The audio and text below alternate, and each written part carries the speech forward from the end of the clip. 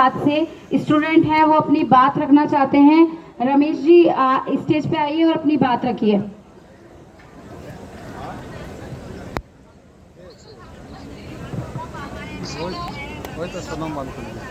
धन्यवाद रेखा जी। एक करेक्शन करना चाहता हूँ। स्टूडेंट तो हूँ ही, साथ में शिक्षक भी हूँ और हिंदी का ही शिक्षक हूँ। वर्तमान सरकार जिस तरीके से हिंदी को बचाना बढ़ाना चाहती है और उसके साथ साथ हिंदी भाषा में ऐसे ऐसे पाठ हटा रही है जो रैशनल थिंकिंग को, जो तार्किक सोच को बढ़ावा भी देते हैं और बनाते भी हैं, विश्लेषणात्मक क्षमता को बच्चों के अंदर बचने देते हैं। मसलन गणेश शंकर विद्यार्थी का पाठ है, 9वीं कक्षा में हुआ करता था, धर्म की आड़। मसलन हबीब तनवीर की एकांकी थी, अंग्रेजों के खिलाफ, जो उसको हटाया जाना, या ऐसे बहुत सारे पाठों को सामाजिक विज्ञान से हटाया जाना। हालांकि वो विषय मैं पढ़ाता नहीं हूं, पर हिंदी के लिए मैं अधिकृत रूप से अपने बच्चों के भविष्य और सोच के लिए जरूर बोलना चाहता हूं। पूरी तरीके से थोपा जा रहा है ऐसे पाठों को जो, और इस तरीके से बनाया जा रहा है पाठ को जो कवि का मूल दर्शन ही नहीं है।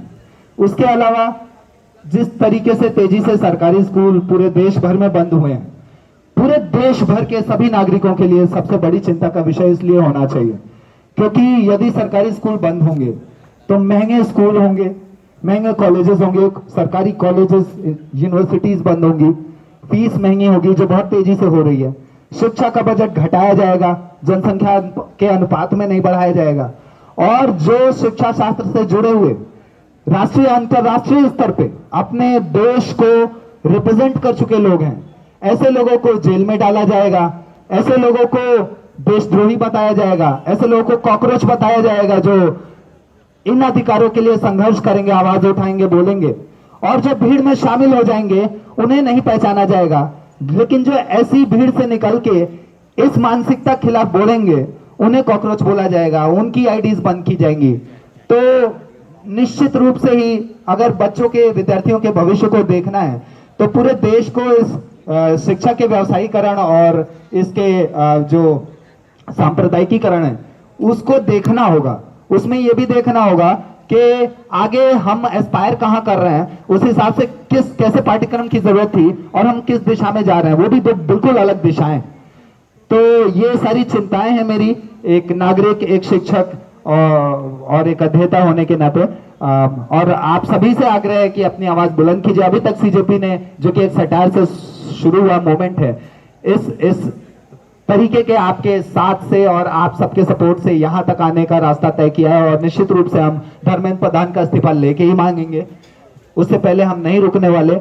ये सारे लोग जो हंगर स्ट्राइक पे हैं, सारे लोग जो यहाँ पे खड़े हैं, जो पीछे हैं, जो व्यवस्था बना रहे हैं, ये सारे पुलिस वाले इनफैक्ट जो सुरक्षा के लिए हमारे साथ इस सहयोग में, इस बात को बुलंदी से राजधानी के बीच में रखे जाने की जगह में हमें सुरक्षा प्रदान कर रहे हैं, वो सारे चाहते यही है कि बेहतरी आए, शिक्षा बेहतर हो, सोच बेहतर हो, अधिकार मिले और भ्रष्टाचार हटे, लूट की दुनिया खत्म हो। तो सभी को बहुत शुभकामनाएं, और इसी के साथ मैं अपनी बात खत्म करना चाहता हूं। बहुत बहुत शुक्रिया मुझे धैर्यपूर्वक सुनने के लिए। बहुत बहुत धन्यवाद रमेश जी कि आपने अपनी महत्वपूर्ण बातों को स्टेज पर रखा।